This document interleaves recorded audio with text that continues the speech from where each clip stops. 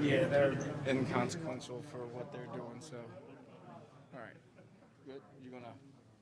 All right. Good.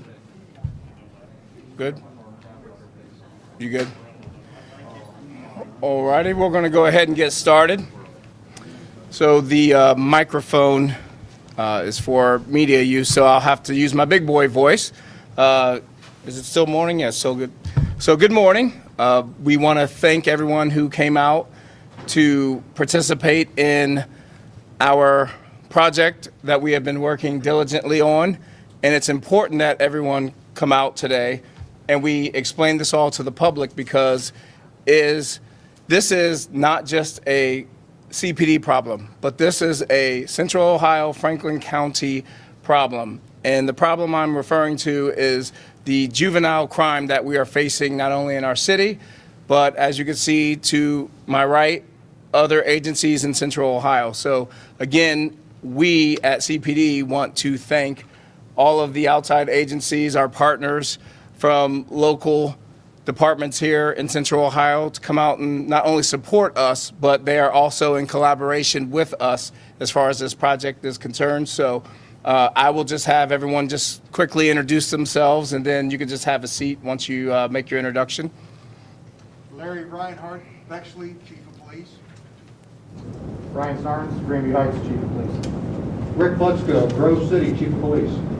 Bobby Fisher, Hilliard, Chief of Police. Jeff Spence, Gahanna, Chief of Police. Bruce Baker, Middlesboro, Chief of Police. Steve Ridley, Westerville, Assistant Chief of Police. John Scow, Chief Deputy from Delaware County Sheriff's Office. John Belford, London Township Police. Jamie Phillips, Midland Township Police. Thank you. You guys can have a seat. Thank you so much.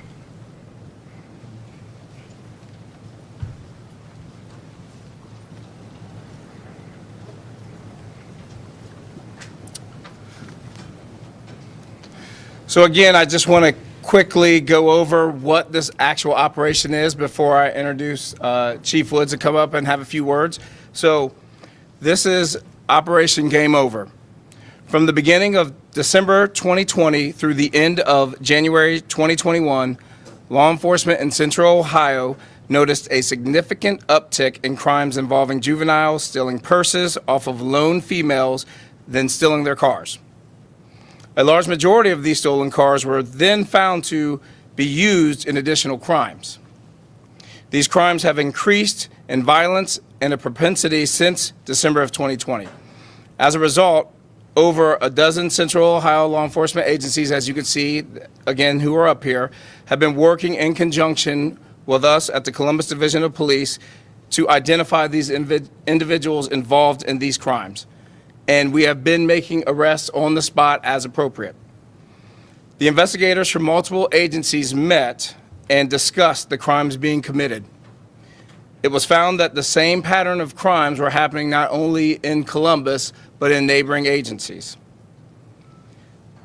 Most of these crimes have been committed by a group or three separate groups of approximately 40 juveniles. Like the video game Grand Theft Auto, many of these kids believe that they are playing in a real-life video game. And they are carrying out what they see in these video games into real life and potentially causing life-changing harm to a lot of people. And this is important because we actually have one of the victims here today who will speak later that was a part of these groups that have been committing these heinous crimes and acts. So again, we want to thank everyone for coming out to see Operation Game Over. So now I will have Chief Mike Woods of Columbus Division of Police come up and say a few words. Chief?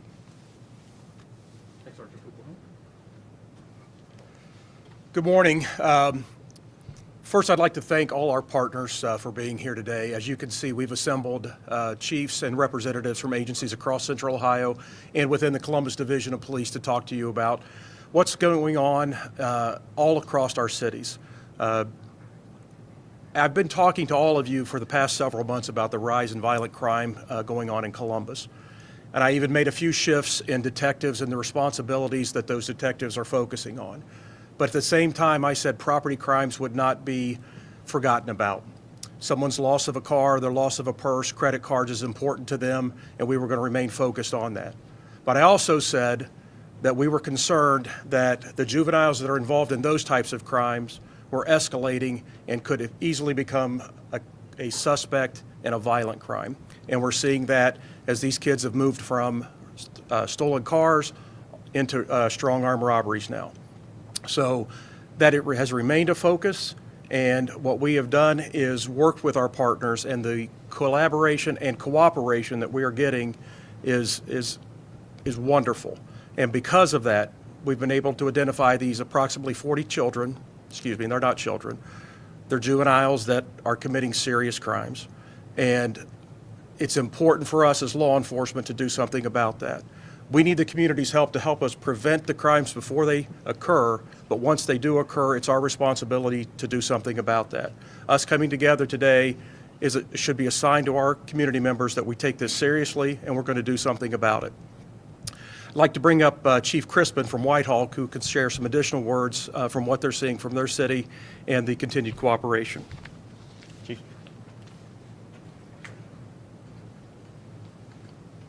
Well, good morning, and as the chief said, I'm Chief Mike Crispin from Whitehall, but I'm here also to represent the Franklin County Chiefs Association. Now, that's an association of all the chief executives in Franklin County.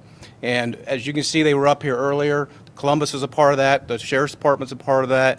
And it's a very important association because for many years it's been around and we've been working with each other to try to figure out best practices in policing. How can we deal with problems like this? So coming together, working as a group in collaboration with Columbus and with each other is not new to us. And so I do appreciate the chief sharing his facility here for us, but we've been working with Columbus, and Columbus has been working with us, and we've been working with each other for years. What's different here now is that we have a targeted focus on a group of children, as the chief just said, who are juveniles committing crimes. And so I purposely said that because that's what we hear routinely. These are children. By age, they may seem that way, but in reality, they're not children. They're juveniles committing, as we've said already, heinous crimes. I'll give you one quick example, and then I won't take up a lot of your time. One quick example that we have, and some of you already saw it in the news. It was aired on the news, one of specifically over in Whitehall, where we arrested one of these juveniles who believed for various reasons that, as he said in his own words, we own this society.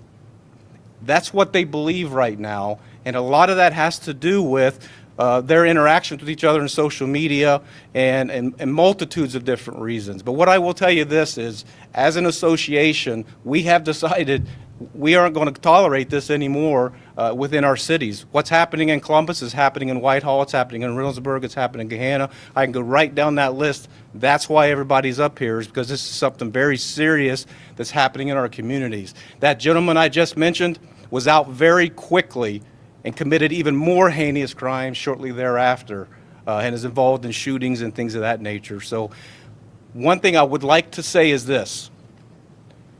Very important is when we collaborate as law enforcement in a criminal justice system, we are not the only thing that defines the criminal justice system. The criminal justice system is much larger than just the police. And so if this does not become a collaboration with the criminal justice system as a whole, that includes prosecutors, judges, probation, detention centers, of which we really struggle being able to lock some of these juveniles up in these detention centers. Many of us in the law enforcement room understand the phrase, the scoring system, to get into these systems. If you really want to learn the scoring system to get into the detention system, ask one of these juveniles. They know it better than we do. So I am asking the criminal justice system, as much as we ourselves already collaborate, we need your help. We need the help of the judges. We need the help of the prosecutors so that we don't continuously keep seeing these same juveniles out of this same group repeating these same crimes. And I'll end with this, Chief, and turn it over, because I know you guys have a lot of statistics to cover, and it's very important. I'm going to add one little one for you. which will explain why, as an association, we are asking for the broader criminal justice system to help us out. A violent, aggravated robbery suspect, put in jail, $50,000 bond, that's 10%, so that's sometimes money they carry around in their pocket. Back out fairly quickly afterwards, and we stopped them in a stolen vehicle, stolen weapons, clearly violations of their bond. And the response to locking them back up wasn't $50,000 in bond again. It wasn't $100,000 in bond again. It was $17,000 in bond. That whole issue we have with the criminal justice system is what I mean by we need a collaboration and a partnership with the judges, with the prosecutors, with the detention centers to help us put a stop to this, because it is our duty to protect the citizens in our cities. And if we lock them up and before we could get back to the station and finish up our paperwork, they're back out victimizing people, that is a major, major problem for us. And we can't get ahead of it. So with their help, we can do that. And that's what, as an association, we're asking for. So thanks, Chief.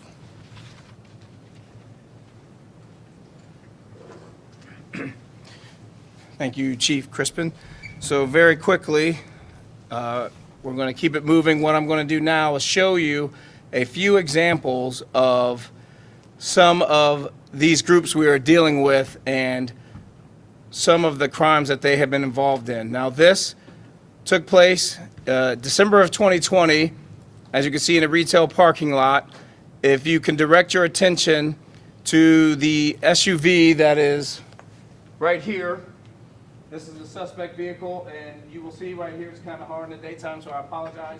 But the victim's car right here, they were attempting to put away the groceries they worked so hard for, and you could see how quickly some of these groups move.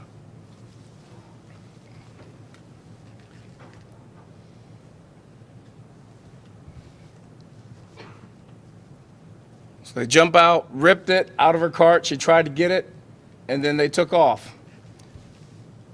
So that quickly, it escalated. So pretty cut and dry on that one. That was at 2000 East Main Street at the Kroger.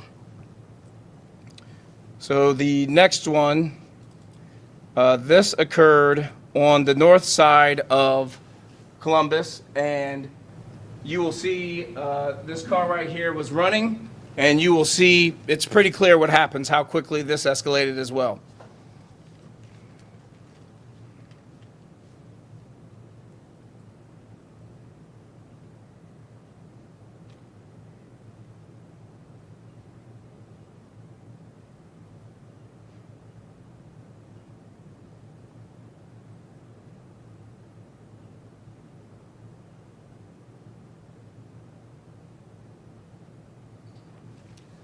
Again, this particular one was during school hours, which Commander Mabry will get into a little bit more shortly. So this last one is extremely disturbing. Let me just preface what you're about to see. Again, we will have a clear copy provided for you after, but for now, we'll show you this one, that not only did this suspect commit a violent act of robbery, but there was a very young child. So I want to warn you, you will see a young child involved in this. But again, this goes back to show you that we're dealing with individuals that are really reckless in their behavior.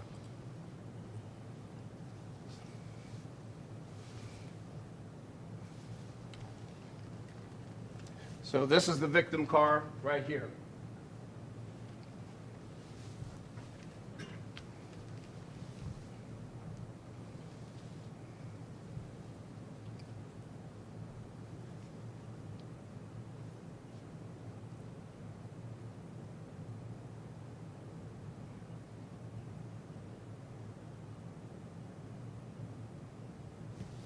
As you can see how violent this is, with this victim being pulled and yanked from the car.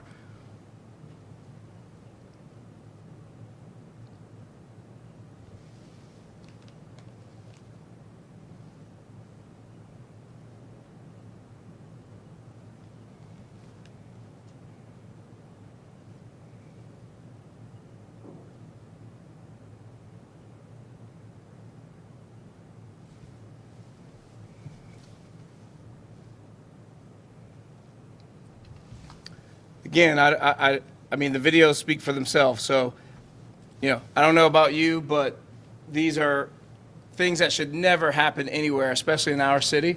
So, again, I would like to introduce Commander Dwayne Mabry of the Columbus Division of Police. He is in charge of the Property Crimes Bureau, and he will be speaking on a few additional things. Commander?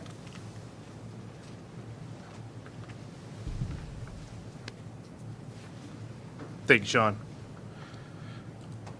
I want to thank all of you for coming. My name is Dwayne Mabry. I am the acting commander over the Property Crimes Bureau for the Columbus Division of Police. So in the middle of January, I'm eating breakfast with my wife, and she says, "Are you paying attention to what's going on next door neighbor?"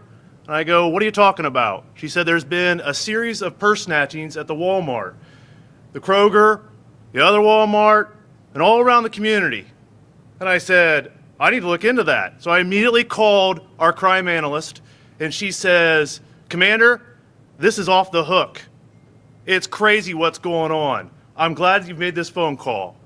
What we found is our detectives from our robbery bureau, assault squad, property crimes, covert support, and all over neighboring jurisdictions each had a piece of this puzzle. You have to think of it as a 1,000-piece puzzle that no one table was set for it to be put together. So what we did is a week later, we put everybody in a room that had, I want to emphasize this is a data-driven, community-driven project. This isn't some great task force. What we've done is put detectives in the room and had them communicate. And what we realize is we have 3 distinct groups amongst this group of 40 young people who have been committing a very similar series of crimes. So the reason we called it game over is because what they're doing is committing a purse snatching in order to steal a car. They're stealing a car in order to commit more crimes and more severe crimes. And what I want to cover with you is what that picture looks like of how severe these crimes are and how it carried on from there. One example I want to give you is we had a car stolen at 3900 Morris Road at the Walmart. That car within 10 minutes committed 6 more felonies as it moved down Morris Road. That's a problem. That affects several of our communities. So let's look at the numbers real quick. This number up here with 141 crimes, that is just what we are investigating. There are actually over 150 reports taken. That's 141 reports that I have listed up here. We have over 150 reports just in Columbus alone that correlate to over 500 felony crimes. So the reports don't even represent the big picture. But look at the percentages here of what's involved. Grand theft auto, felony thefts, and robberies. The communities that are impacted by this are nearly every community in Central Ohio. That's why you see these chiefs up here. That's why it's important to show that we are working this together. And so we all easily work in our silos. It's time to bring the silos together and work in conjunction to solve this problem and keep our community safe. We even have cases that we know have gone as far as Cincinnati and Dayton, and many of you have reported on those cases and have those stories in the news. Here are the kind of crimes we're looking at. This list, if you look, we gave out a spreadsheet that kind of broke down the numbers of what those are. But the most serious, aggravated robbery, attempt murder. We have a shooting in Grove City. If you talk to Grove City's chief, they'll tell you about a shooting they had in their community involving this group. Harassment with bodily fluids, receiving stolen property. So these right here, this list, this isn't one we're investigating. These are the cases that are currently sitting right now at juvenile court that are in the process of being prosecuted. This is what's already at the court. We have more to come. More charges were filed just this week. We have a dozen charges filed on Monday, another 5 this morning. So there's more coming. So most of these times we put together these operations and we bring the press in and we say, hey, here's our victory lap. This is not a victory lap. This is us telling you that we are aware of the problem, the community has made us aware, and we're going to do something about it, and we are doing something about it. So we have 40 suspects identified, all between the ages of, our youngest is 14 and our oldest is 22. Average age is 16 years old. So I wanted to break down kind of some of the demographics here. 21 males and 19 females. Some of our worst suspects are female juveniles. In fact, our worst one is a 16-year-old that has 21 felony charges right now in Franklin County juvenile courts. We have 135 charges pending on there, and I kind of highlighted some of these more egregious ones. 9 aggravated robberies, 22 robberies, 11 kidnappings, 28 RSPs, that's receiving stolen properties, and 25 thefts. I haven't even listed the number of shoplifting cases associated with this at places like Kohl's, Easton, Walmart, and Kroger. So that's not even included in the numbers I gave you. I'm only giving you the egregious numbers because it's just that bad. Our victims, almost exclusively female, alone, a lot of elderly. That's something to really pay attention to here, the number of elderly. One story that sticks out to me that really gets me going here is we had an 85-year-old who went to the Kroger in Columbus, and she was stalked like prey to her house in Bexley, where she was knocked out and her car was stolen, and they only stole it to steal another car somewhere else in Columbus. So my heart breaks for this 85-year-old and her children and her grandchildren that she can't feel safe going to the store just to get groceries so she could feed herself. So we have all ages. The video you saw, there was a 45-year-old woman just pulling into a gas station. Gas stations and store lots. A lot of this is a ploy. They'll walk up and say, hey, can you give me $1 or $2, or can I use your cell phone? They'll use a ploy. Once they've got they're ployed out, then they attack and they steal these cars. So with that, I've given you a lot of numbers, but I'd really like to answer your questions. And after I'm done, you'll have an opportunity to talk to any of these commanders or any of these chiefs affected for one-off interviews. So can I answer any questions? Go ahead, sir. Everybody's characterizing these as a group of juveniles. Is there any indication they're like, I guess, a gang and they know each other, they're communicating via social media or whatever? So there are 3 distinct clusters in this group of 40, and those clusters are associated with each other, but not necessarily associated with the other 2 clusters. And so they're not a gang in the formal sense of you think like Crips and Bloods, but this is more like an organized group, formally or informally, who are getting together to commit crimes for the enterprise of the group. And so they are working in conjunction with each other to commit these crimes and communicating with each other. And how are they communicating with each other? On social media, by phone, by text? Do they organize? How organized are they? So you can't think organized like as formal as a club here, but it's organized enough that they're getting together and saying, hey, who wants to go commit some crimes today? And they're communicating with each other with any means that any group that we're seeing in the modern era communicate with each other, phones, social media, and everything. So, Lacey. So how are all of these departments working with the prosecutor's office, with the juvenile court judges? Because some of the biggest problems, like the story I did with the 71-year-old who was carjacked yesterday, a 14-year-old suspect, already been arrested 4 times this year. What is happening to make sure these kids aren't being arrested, released, arrested, released, arrested, released? So that's a great question. I actually met on Monday with Judge Gill from Juvenile Court, and it was a great meeting, and we're going to continue to build that relationship. Listen, we are going to sit at the table with whoever we need to keep our community safe, and that includes the judges, that includes the prosecutors. I can't say enough great things about Gary Tyak's office, Prosecutor Tyak's office, and the juvenile prosecutors over there. They have been absolutely phenomenal in working together with us and recognizing this problem and working together to find solutions. And we're going to continue to build those relationships with the juvenile court to do what we can to solve this problem within our community. And so we're building those relationships. And one of the questions I asked the judge is, what can we do better to meet the needs of the court so we can solve this problem? And we all have the common, all 3 of those entities, right, that make up the juvenile, or to make up the justice system, all 3 of us have the same goal. We want Central Ohio to be safe. That's why we make such a big deal about bringing all these chiefs here and bringing all of you here, because this is our community, and we need our community to be safe, and we all need together do something about these young people who are causing havoc in our community. Brazen they are. I mean, some of these are happening in broad daylight, directly under security cameras. You know, can you talk a little bit about how daring they are and how they seem to be escalating? I mean, are we going to have a homicide out of one of these eventually? Well, I'm glad you asked that. So I talked to our detectives, and we have a picture of these kids up on the wall to kind of focus in on these kids. And he points to it to last week, and he says this. He says, Commander, I'm worried in the next 6 months that one of these kids is going to kill someone or be killed. And I think he's being optimistic to say 6 months.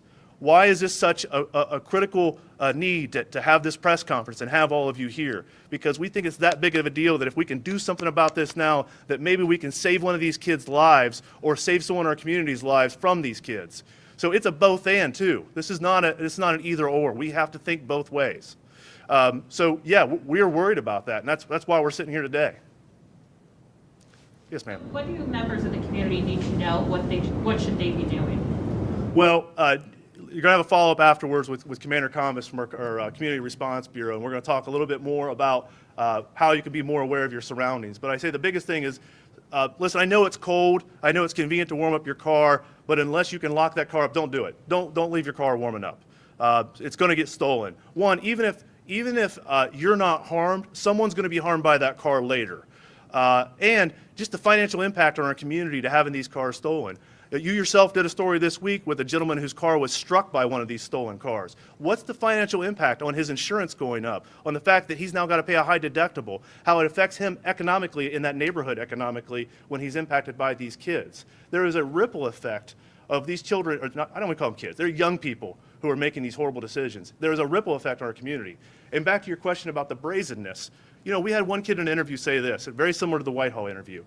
He said, we don't, and I'm going to try to paraphrase the clean version of it, right? He said, we don't care if we get caught in Franklin County because we're just going to get back out and do it again. And that ankle monitor means nothing to me, right?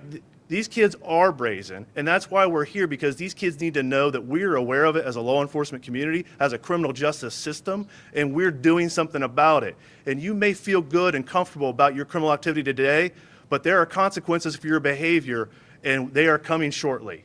If you look up front here, there are 6 binders, and that represents 2 months worth of criminal activity. That's not 2 years worth, that's not 2 months worth, or that's not 2 decades worth, that's 2 months worth. That's December the 4th, 2020 to February 3rd, 2021, sitting right there on that table. And that's only 40 kids who have caused this havoc. We've identified 3 clusters. We know of 2 more that we're working on in addition to these. And you guys are reporting on those same kids too. What the community needs to hear of all the stuff that they're seeing in the news and social media is we are aware too, and we are doing something about it. And the courts are doing something about it, and our prosecutors are doing something about it. What about their parents? I mean, these are juveniles. They're supposed to be with their parents. Yeah. So there's 2 things to consider here. One, I talked with some of my peers here. Some of these kids, it's generational. We knew their parents and arrested them when we were all young officers. 2, their own parents are scared, and they're the ones making the phone calls to say, that's my kid doing that. And so these kids aren't just causing havoc in the community, but they're causing havoc in their own homes. And so that's a problem, and we've got to do something about it as a community, as a whole. Yes, sir. I know they're juveniles and everything, but are you going to release their photographs and information to be on the lookout for these folks? Because they're juveniles, we're not going to release that information this time. But I will tell you this. We have put out on social media, and when I say this is data-driven, I can't say enough good things about social media. Next Door Neighbor, Ring, and our own CPD social media accounts, we have put out pictures of these activities, and you all have done a great job reporting those activities. And if it wasn't for your reporting, and if it wasn't for those social media posts of us showing these crimes, we wouldn't be here where we are with solving them, because it was people who pay attention to these social media accounts that have called in and said, I knew who that is, and I'm tired of it. Let's do something about it. So our community is sick of it, and they let us know they're sick of it. And so I'm not going to release any pictures of what we have right now, but I will tell you this, if you look on our social media accounts, those pictures are out there, and we've already released them as we've investigated this. So. The mayor several months ago, over the summer, announced all these programs targeting juveniles to stop the violence. Are these programs not working? I can't speak to the mayor's programs. What I can speak to is the mayor's been very clear, particularly in the last couple of months, that Columbus is sick and tired of the violent crimes. And what we have to understand, cars being stolen are a property crime, right? But these are gateway crimes that are correlated and relate to homicides and murders and robberies. And I've shown you the list. And the reason we show you the list is because of all the peripheral ones. Stolen cars are merely a symptom of a greater problem. And that problem is affecting all the communities in Central Ohio. Anyone else? All right, I want to thank you guys for your time, and thank you for your reporting, because it is having an impact on this crime trend, what you guys are doing. So we're going to have some one-offs afterwards, and I think Sergeant Pook was going to address that.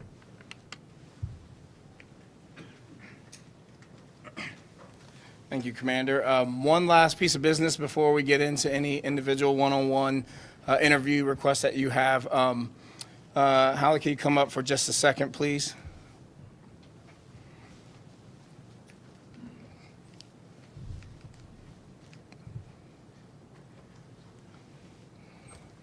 So it's important to see, Holly, we will refrain from a last name because she is a victim and we don't want retaliation.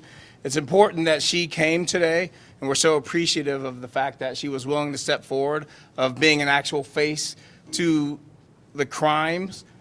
One of the crimes you saw, particularly up there, one of the videos. And it's sad because we've spoken offline prior to this, and I'm not going to have her say it, but the conversation was very private, but I will tell you this much. The amount of emotional and psychological stress that that event has caused her in her life is to the point where it's difficult for her to even go out in public. And why this is so important, again, like Commander Mabry said, yes, these are property crimes, but guess what? Where does property come from?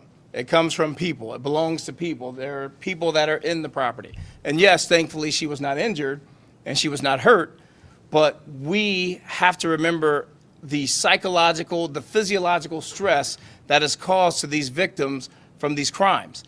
And we have got to stop with this, they're just babies and they're just kids. No, these are criminals committing criminal acts, and we have to do something about it. I mean, it's insane that we have someone that has 20 plus pending charges. That's unacceptable. And we have to do our part. And again, I cannot thank Holly enough just to stand up here in front of everybody publicly and show her support for what we are trying to do, because the last thing she wants is for someone else to be a victim like she was. So with that, in closing, I greatly appreciate everyone coming out. I want to thank all of our partners across Central Ohio for coming out and continuing to work with us and communicating with us on a daily basis to make sure we're all doing our part to eliminate and minimize this problem. Because, again, I can't speak for the other agencies, but in Columbus in 2020, it was one of the most violent years, not only with homicides, but just crime in our city in general. And if we do not want history to repeat itself, we have to do something. And this is definitely a good start. So with that, I thank everyone for coming, and we can start with the one-on-ones.